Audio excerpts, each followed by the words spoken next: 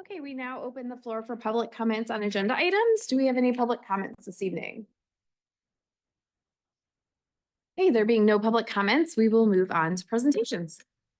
Right, we have two presentations, but to start us off, we have our Diamond Award.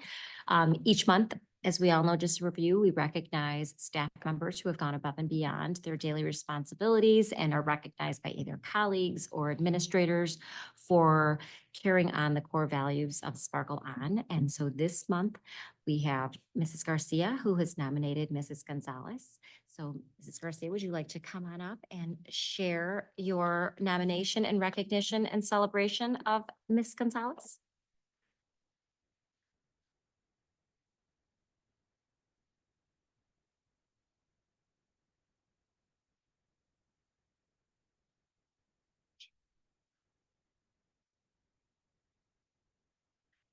Mrs. Gonzalez constantly demonstrates these core values: service, kindness, and love.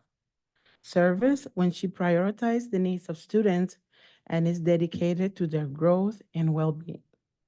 She goes above and beyond to provide the support they need, whether it's collaborating with teachers, advocating for resources, or sharing ways to work with specific students she knows from last year. Kindness, when she treats every student with respect, patience, and empathy.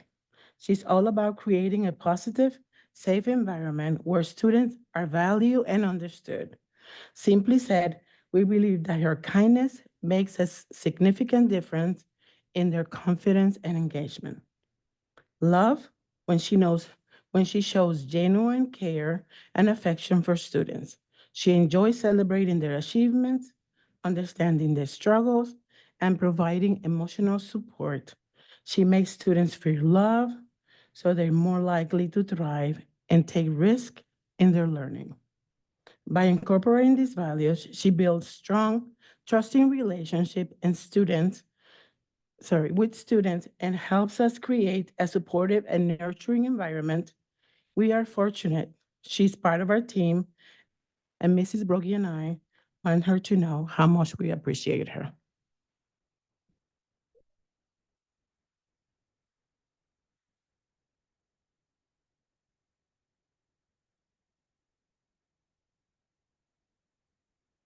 She knows I can't cover because I'm sick. Would you like to say anything? Yeah, there you go. Thank you. I'm so honored about this. This is a dream come true, actually. When I was in high school, I wanted to become a special education teacher. I didn't have enough funds, and I didn't have enough material and paperwork for me to go. So one of my teachers told me that, like, don't even try for it. So now forward, years later on, this is what I'm doing and I love it. And it's awesome that I'm being recognized for this because this is my passion. Well, you just. Thank you. I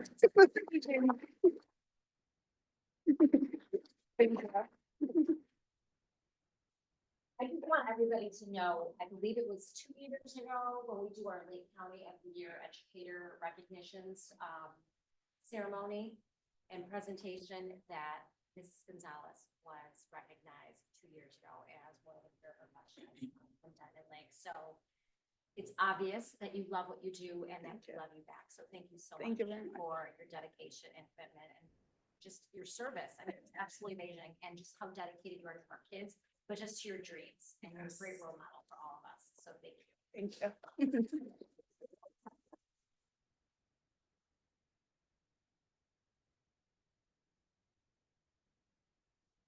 I know Mr. Hanson wants to take a picture of you, Lily, so if you don't mind, before you leave, he'll take a picture of you. And all of you and your family are welcome to stay because we have a really exciting presentation coming up. It's our goals and priorities. Thank you. So much. Congratulations. Thank you so much for coming, and congratulations again. All right. Thanks, Mr. Hanson. All right, so for the 9th year in a row, we are presenting our district priorities and goals that have stayed consistent. We've seen such incredible progress that we're going to continue with focusing on the same areas of excellence, which are academic, professional, operational, financial, and communications. And I love that after, even with our new staff, they are able to just know and share and articulate what our 5 goals and priorities are, and it's just consistent district-wide. We've updated some of the way that we are measuring the outcomes to making sure that we're making progress towards our goal. So for goal 1, we're going to continue to use our STAR assessments and then our personalized SEL surveys. For Diamond Lake has one, and then we have a separate one for West Oak campus. Goal 2, we're going to do our culture and climate survey. And then also new this year will be our high reliability schools level 3 survey to talk about the effectiveness of our unit planning and our instructional design. And Dr. Cunningham's going to speak a little bit more to those specifics later in goal 2. Goal 3, we have our staff support and success survey, making sure the staff have all the support and resources they need to do their jobs effectively. And then also new this year, we have our district needs assessment. So what we've done is taken our 5 essentials, and Dr. Berger is going to talk a little bit about that in goal 3. We've taken the 5 essentials survey that our staff took, analyzed each one of the pillars of those 5 essentials and say, where are areas of growth? Where are areas of strength? How do we continue to level up the areas of growth and need? And then how do we continue to strengthen the areas that we're doing well in?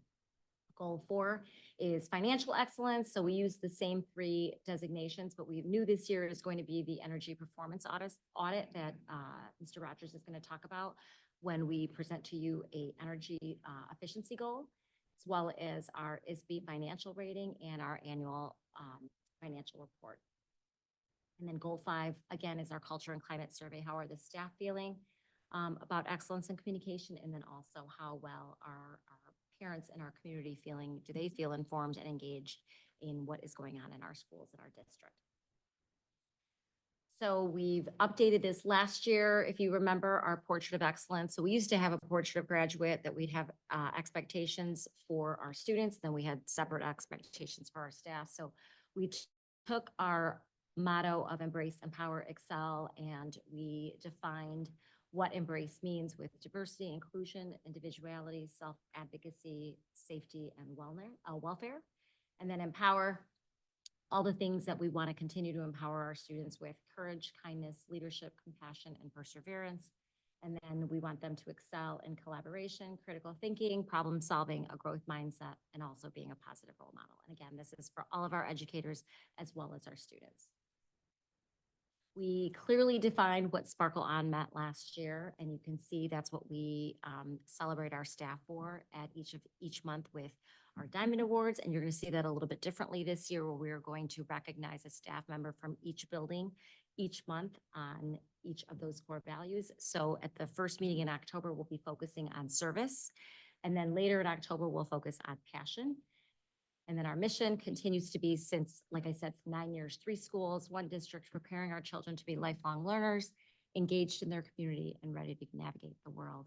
And our vision continues to be embrace, empower, excel each child, each day. I am going to hand it over to Dr. Cunningham.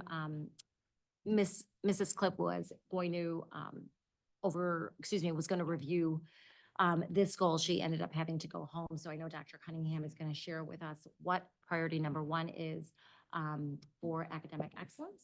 So I'll hand it over to you, and if you don't mind me clicking. Yeah, that's fine. Yeah. Okay. Thank you. So the goal we've set reads similar in the sense that we want to see 100% of our students achieve growth throughout the tiers of instruction. Really, if you remember, we talked to the board in June that we were going to be pretty aggressive about what we wanted to do to make sure we're closing gaps and we're addressing the needs of all learners. And so that's why we mentioned that we're utilizing our multi-tiered system of support program and including progress monitoring. And so we've been making a lot of positive changes already this year with how we're using our data from Dr. Berger and how she's leading professional learning communities, to how Ms. Clip, myself, are supporting progress monitoring. The principals, of course, as well, are intimately involved in all of this. And we're already seeing, we're going to have our 1-month check-in with our interventionists tomorrow, actually, with some of the processes we're following. And we'll talk about this some more when we present our data in November. But the reality is, I think we're really excited about some of the things that we're doing to really see our students move the needle and how they're showing both growth and achievement, not just making a little growth, but really the kind of growth we need to see to close gaps. So very excited about that. And then strengthening our social emotional well-being and learning engagement. Last year, we set a goal on our student SEL survey to have 90% of our students show that they're just in all the categories that are related to the CASEL wheel, that they really find school to be a safe and welcoming place, and they want to be the best version of themselves. And so we were at 89%. We were really close. So we're going to push ourselves again to 95. But it's not just setting a goal with that. Really, there's a lot of things happening with student engagement, with student wellness across the district. Really some exciting initiatives that Ms. Clip is not able to talk about tonight, but we're really it's really exciting. It's every year school year is exciting. This is a very exciting school year. And you're So- being aggressive about it. And we're being aggressive about it. Yes, I made sure to use that word. So the second priority, because I've been getting made fun of ever since I said it. So it's happening in a positive way because we really are serious about it. So the second part is high reliability schools level 3. The reason we use this kind of high reliability schools framework is it's really an internal accountability measure for us to make sure that we're doing what schools should be doing and doing it in a way that's at a high level. And so this year's focus is level 3, which is guaranteed and viable curriculum. Really what that means is that we're able to cover all the things that need to happen, all the standards that are important, and we can do it in an amount of time that we've budgeted the right amount of time to do so, and the students are being assessed effectively. And more importantly, this framework really makes sure that while we're doing that, we are setting specific goals to help all of our learners, especially those where there might be an achievement gap, close those gaps. And so every school has a school improvement plan this year. We are having our staff revamp every single unit plan in all subject areas to make sure that the most important areas are learning and language targets, that they're up and that they're being utilized, and that staff have laid out very clear pacing in all subjects. That's kindergarten through 8th grade, all subject areas. They're going to have those developed this year. They're taking time as well. Actually, Dr. Berger was nice enough to come in on a Saturday to help teams work on that. So we're, again, very serious about making sure that our curriculum is guaranteed and viable. Then the indicators on the right just indicate some of those things that we have to do for that. But some of the ways we're checking on these things is our instructional leadership walkthroughs have been built to make sure that principals know what to look for when they go in to see that our curriculum is guaranteed and viable. What's the evidence of that in student learning? And then each staff member is setting an individual instruction goal that ties to our school improvement plans, which ties to our golden priorities. Everything's aligned. And then our coaches, again, probably the best use of them is coaching cycles. And they actually told us today at our coaching meeting, our monthly meeting, that they have more cycles this year than they had all of last year. So they're pushing very hard on this, and we're pushing our staff hard, and staff are asking for support, and not a negative way. They're not being over pushed, but they're saying, I need support and help, and they're getting it. And it's really exciting. Again, very exciting what we're doing right now. And Dr. Berger. Thank you, Dr. Cunningham. So for priority 3, we are looking at operational excellence, establishing those collaborative and efficient practices for the district. And one of the things that we have shifted to now in all 3 buildings this year is what is known as professional learning communities. It's a very data-driven, focused type meeting that teams are having on a weekly basis, each week being a focus on a different subject. So for example, they're at the K-5 level, you could have a week of ELA, a week of math, a week of positive behavior intervention, and then that final 4th week is data. So that there's always a 4-week data cycle that we're going back and we're progress monitoring our students and we're seeing how they perform. At the middle school level, we needed to shift that a little bit because, of course, when teams meet, they're not all teaching the same subjects. So what we did at the middle school level was we shifted it to what's known as the anchor standards within Common Core, which are things such as speaking, listening, reading, writing, the very general terms, which right now this year at middle school, one of the big ones for us is going to be speaking and listening because we no longer have phones. So what are those conversations gonna look like in a middle school class, and how do children, interact in that way? It's gonna be a little bit of a shift for their learning, and it has been amazing. I mean, it has really been going great. So kudos to Mr. Peterson and his staff. It's just been an awesome transition, but it'll be great now to be able to coach staff through some of those pieces so that our staff not only are progress monitoring all the time, but that we are always seeing a continuous cycle of learning. And if we don't get as much progress as we have planned for, we then make adjustments, as our coaches are part of those meetings as well. So they're able to provide coaching each week in addition to what's happening within the classrooms and those separate coaching cycles. So we're being very aggressive with coaching also. One of the other pieces too that we're focusing very hard on this year is looking, as Dr. Sharma Lewis said, at our 5 Essentials survey and what those results really mean. We did a needs assessment with our staff right at the beginning to find out in each building what feels like a high priority for us, what is something that we need to work on right away based on these results, and what do these individual pieces mean. A lot of what we looked at showed that, especially at the 3-8 level, when students are taking this 5 Essentials assessment, they might not be interpreting those statements the way they're actually being scored. So thinking about like, what does school safety really mean? And looking at those bigger pieces and thinking about how we can get action plans put in place so that we're working collaboratively and that kids understand, yes, they absolutely are safe at school every single day. So those questions give us a little bit of a skewed result. So we want to make sure that what we're seeing in the 5 Essentials that then goes out to a public report card is more of an exact display of how incredible our district is. So that's some of the work that we're doing with Priority 3. And with that, I will turn it over to Eric Rogers. Thank you. So Priority 4, financial excellence. There's a couple items. One was a rollover from last year of ratifying and negotiating the collective bargaining agreement.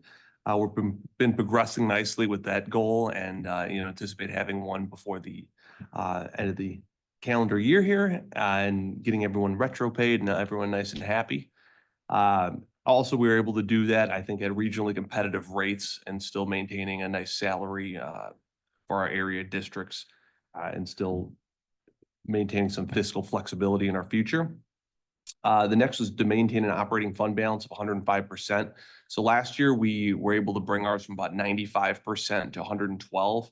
So we did have a very large surplus year last year. So the hope was to continue that positive momentum with our fund balance, still maintain 105% with a ratified collective bargaining agreement. So while it's an aggressive goal, I still believe we're going to be able to maintain that.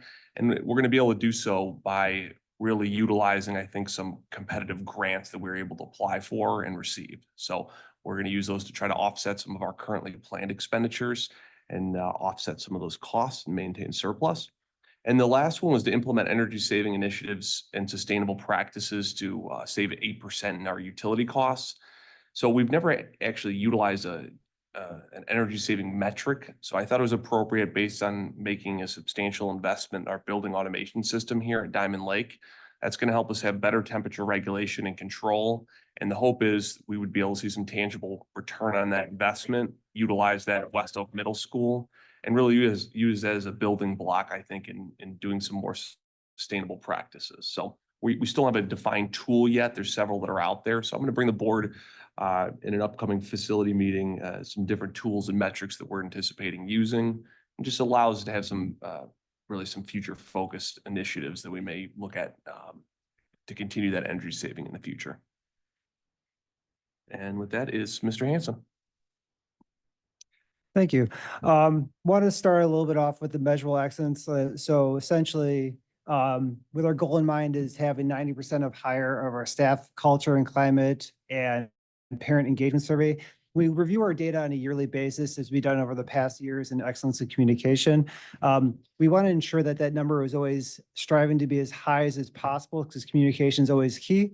And by looking at the goals for this upcoming year, we're looking at strengthening all school level communications for staff, parents, and our community as a whole. So focusing on what is excellence in communication from the district level down to the school level as well. How are principals and staff communicating? Are they communicating effectively? and what is effective communications received by all of our stakeholders. As I mentioned, 90%, we want to ensure that 90% of our staff culture and climate, as well as our parent engagement, reflects that. And one of the things we're starting to notice as we start this school year is that our staff bulletins, our weekly updates have significantly made a unification in how it looks by each school, just to make sure it's predictable. And it's also well communicated from our staff perspective as well as our family perspective. So we want to always continue that practice that's happening throughout the course of the year, making sure those predictable and expected communications are exemplified, and those practices are happening not only at the school level, but at district level.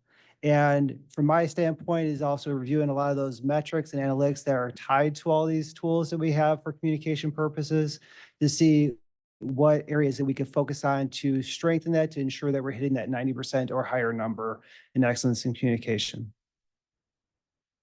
All right. So I think we're going to continue focusing on all the areas that we talked about, obviously leveling up and leaning in and sparkling on in each of our goal areas, each of our priorities, making sure that we continue to monitor that data. As you saw, a lot of our goals and action plans are based on what were our survey results and achieving even higher than we were last year, either maintaining or strengthening that. So obviously in all these areas, these are continue to be our areas of focus and priorities. And then our next step is getting our feedback from you as the Board of Education, and then formalizing it as far as action to approve it the way that they are presented to you. And then this year we'll operationalize the action plans for continuous improvement, working with all of our teams, grade levels, departments throughout the district to put these into place. And then, as we always do, have 100-day check-in with the district leadership team, as well with each of the school building leadership teams to see how we're doing in each of the goal areas in November, February, and June.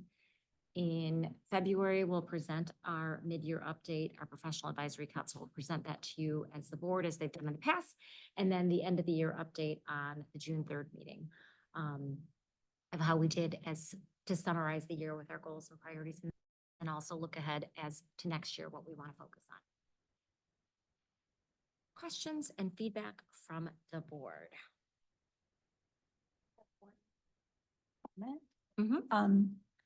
Mr. Rogers, I think it's fantastic that you are looking to find ways that we can not only save money, but lower our footprint as a district.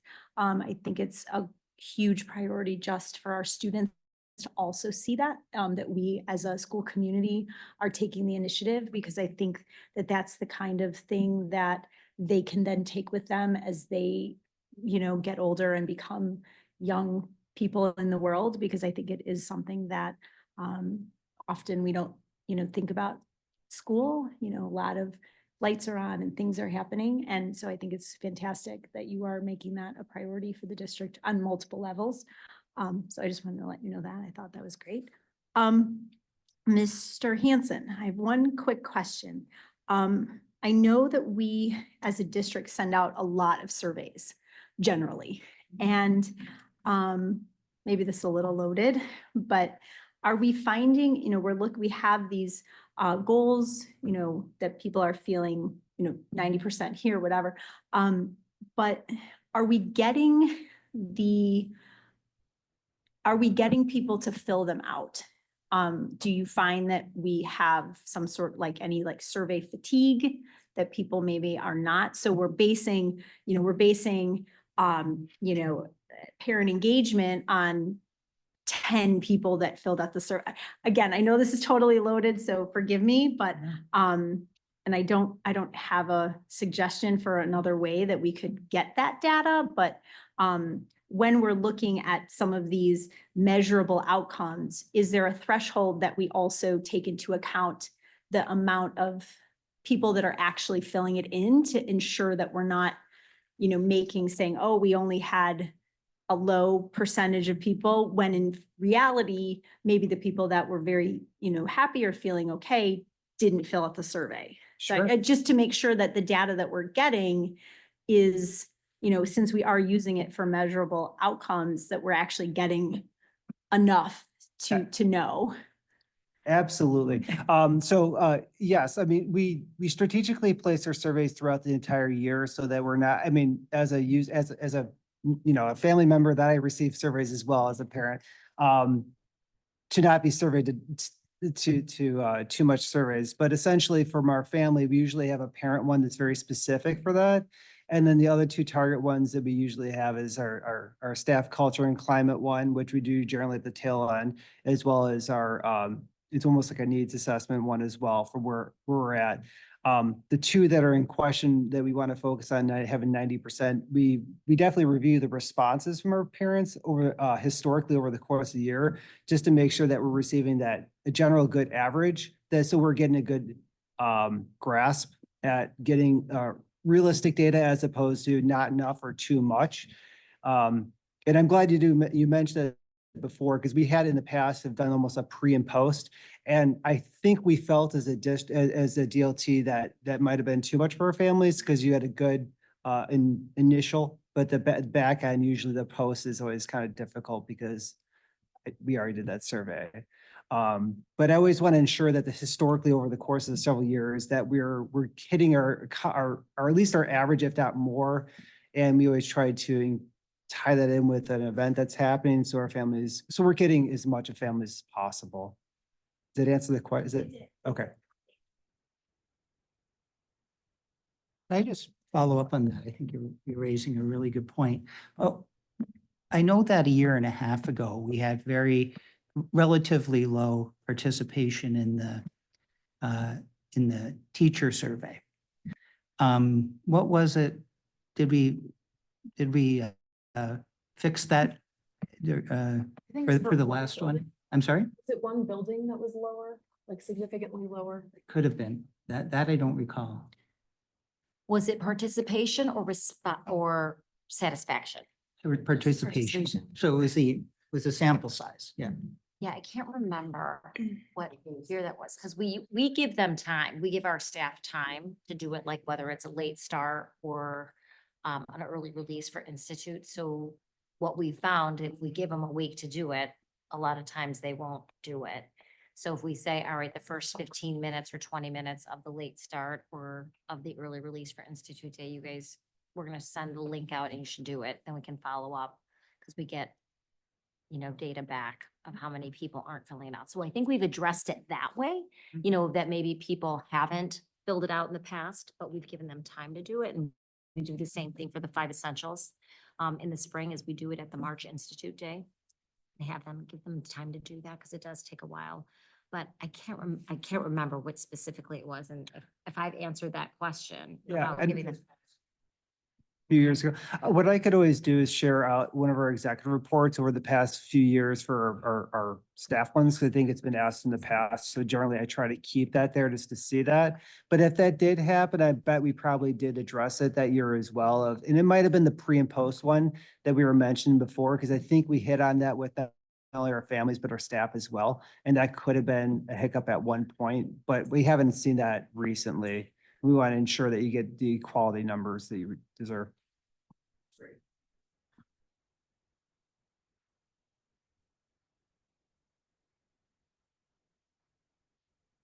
Any other questions, feedback?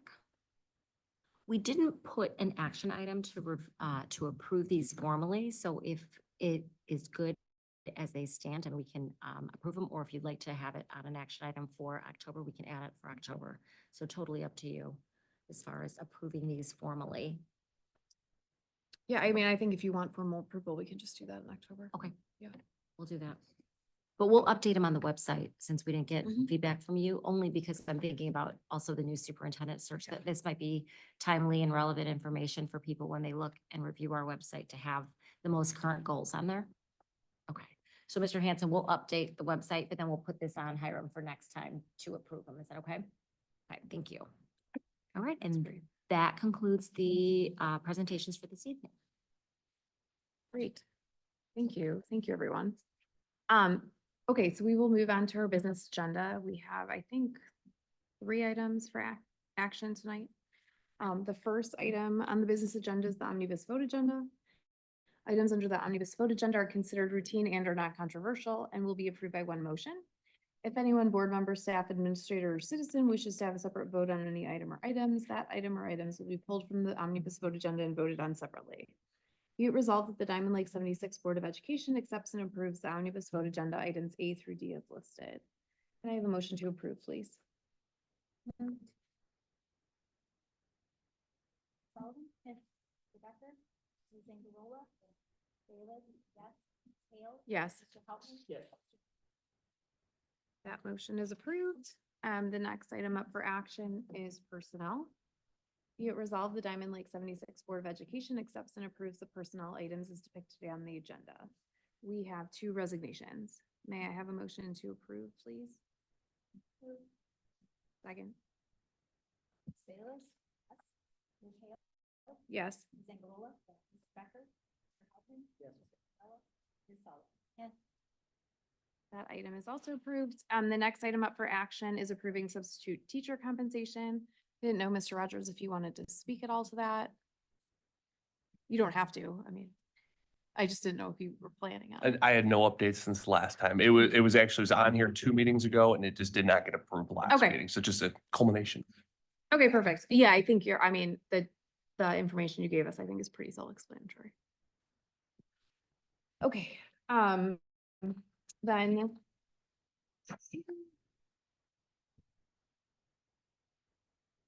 Yeah, I'm gonna read the motion. You're jumping the gun, David. Okay, be it resolved, the Diamond Lake School District 76 Board of Education accepts and approves the substitute teacher compensation update as presented. May I have a motion to approve, please? Second.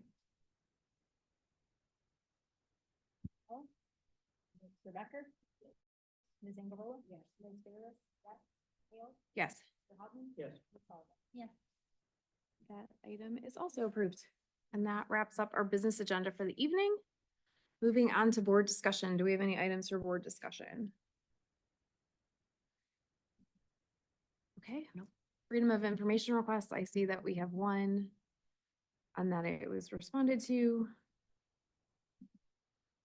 Notices and communications. I see there's a few things for CEDAL. David, has there been a meeting since? Okay. Because you already met this quarter. You already met this quarter. Okay. Yeah.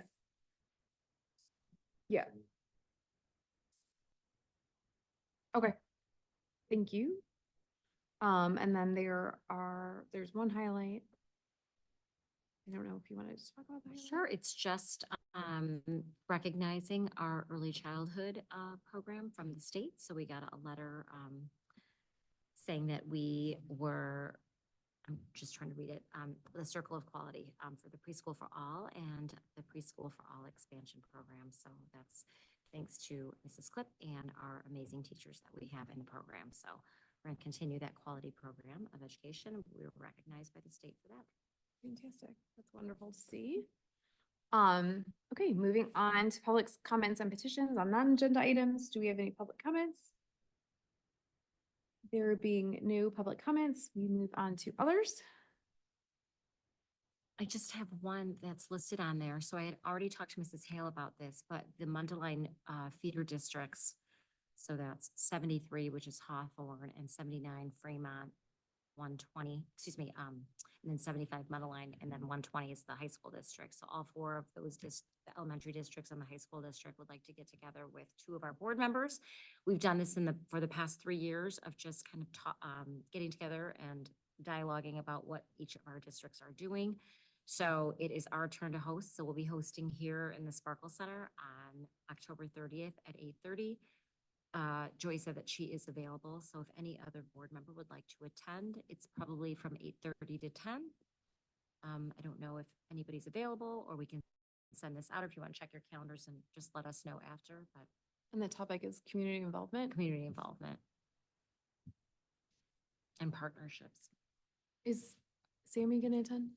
then? I've invited her to attend. Okay. Mhm. So just let us know if you're available. I know, Nikki, you attended last time.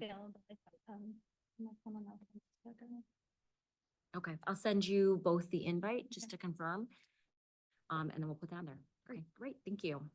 And that is all I have. Okay. That brings us to executive session. So we will be adjourning to executive session for the appointments, employment, compensation, discipline, performance, or dismissal of specific employees of the district or legal counsel for the district, including hearing testimony and a complete lunch against an employee or against legal counsel for the district to determine its validity, and for collective negotiating matters between the public body and its employees or their representatives, or deliberations concerning salary schedules for one or more classes of employees. May I have a motion to adjourn to executive session, please?